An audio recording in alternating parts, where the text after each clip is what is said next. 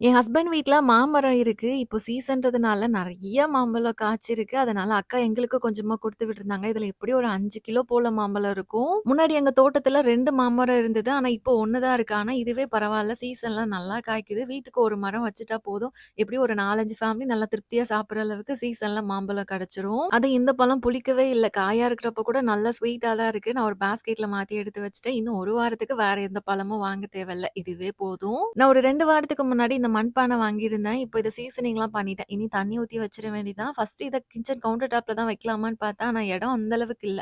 அதனால டைனிங் ஏரியாக்கு பக்கத்திலேயே வச்சிர போறேன். மண்பானையில எப்படினாலும் தண்ணி கொஞ்சம் லீக் ஆகி வடிஞ்சுட்டே தான் இருக்கும். அதனால பிளாஸ்டிக் ஸ்டூல்ல வச்சுட்டேன். இன்னும் ஒரு 4 மணி நேரத்தில சில்லுன்னு மண்பானை தண்ணி ரெடி ஆயிடும். இந்த வெயிலுக்கு குடிக்கிறதுக்கு ரொம்ப நல்லாருக்கும்.